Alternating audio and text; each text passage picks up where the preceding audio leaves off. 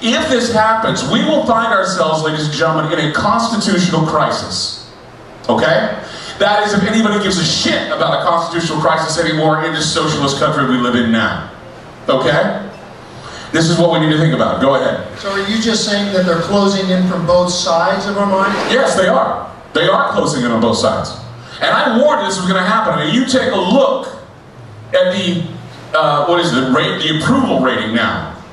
It's going down fast. I mean, this is like a roller coaster plunge into the sharks. Okay? This is the most amazing thing I've ever seen. And it's not something that you can explain away as just sour grapes. But people are going to play the race card, they're going to play whatever they can, and they're going to come after people who speculate. Okay? They're going to come after the people who speculate because there are bills and there are laws that are going to be going into effect that are going to bring people into that realm, and they're going to say, well, you said this, and you said that, and you said this. And you're trying to get the word out, and you want to do it in the best way possible, but it's difficult to do. It's hard to do. This is a close-up of your birth certificate right here. I don't know if you can read it. It says right there, the Republic of Kenya, and it has it all certified. But that's the thing. We're going to talk more about this when we bring up my guests in just a minute. I hope that you're all paying attention to where this is going. Ground Zero has been talking about this for many, many weeks. We've pushed ourselves into these realms and we've demonstrated to you what's going on. People, I'm sure, have laughed at it off or laughed it off as pure entertainment, but in reality, what we're trying to do here is we're trying to give you solid journalism. We're trying to give you solid investigative reporting. You can write it off as crank conspiracy theory. You can listen to the mainstream saying it's crank conspiracy theory, but it's not crank conspiracy theory. This is really happening now.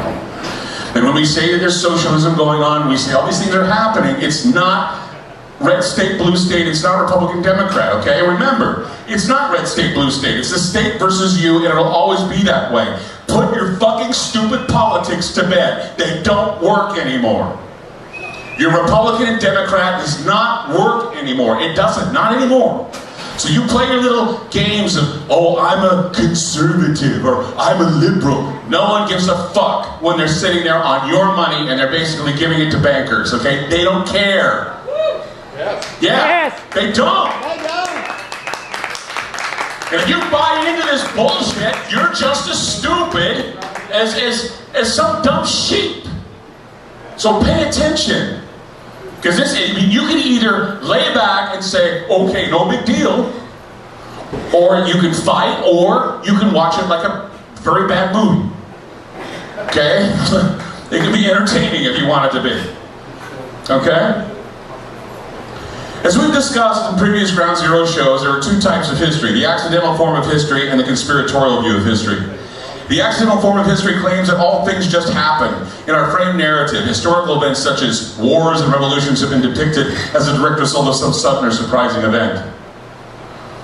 It is becoming more apparent that many historical events in the latter part of the 20th century and the 21st century have been staged or planned events. While many people are very capable of believing a framed narrative of falsehood promoted by a mass media, there are others who question and later reveal that the truth is probably not all that you thought it was. Maybe in this psycho circus, you're left in shock, disbelief, and refusal to accept something other than what you've been told to believe. Many people do that and they'll fight it. And the thing is that it becomes more and more apparent this is what's going on. We all have our social narratives. I use Star Wars as an example. We have good guys, we have bad guys, and we have predicted outcomes with these good guys and bad guys. But see, what's going on now is the good guys and the bad guys, you're not always sure of which is which and who is who. Why? Because we've let a lot of little crimes get away, people getting away with small crimes, and then they get into bigger crimes. We're seeing now if the election of Bush was the Bush election was also a coup. Bush was not elected in the right way. He stole the election. Now we're seeing that Barack Obama was elected without going through the process of the constitutional, verifying that he's constitutionally sound and run. So either or, both sides are showing that they're corrupt, right? I mean, it depends on how much corruption you think this is. And if Barack Obama wasn't a citizen, if that matters to you, then fine. If it doesn't matter to you, then fine too. But still, there's a lot of different things going on under the radar, under the table, that you need to be aware of. Because these are the things that are going to spark war. Civil war, civil unrest, martial law, if need be. Okay? We don't want martial law, we don't want civil war, and we certainly don't want a race riot in this country. We don't, yeah. New technology allows people to record their own version of events. That's why we have the internet. The internet is there to basically give people an opportunity to say their piece, to speak their mind. It's the people's press. People have Twitter now. They can Twitter what they're doing. Hey, I'm doing this. Hey, I'm doing that. Who gives a shit? But I'm doing it anyway. I don't feel good today. I feel great today. It's like we keep holding on to these things like Twitter and micromanaging and all this other stuff. It may wind up that if we keep doing this stuff, we're going to wind up being a hive mind, and that hive mind is not going to have diversified ideas because we're all going to be going, well, I did that too. Well, I do that too. And everybody's going to become a clone of each other. So we got to be careful with this internet thing. We got to be careful about what it is and what it means. We got to be careful because it's a responsibility to be on the internet just as much as it is to be behind the wheel of a car.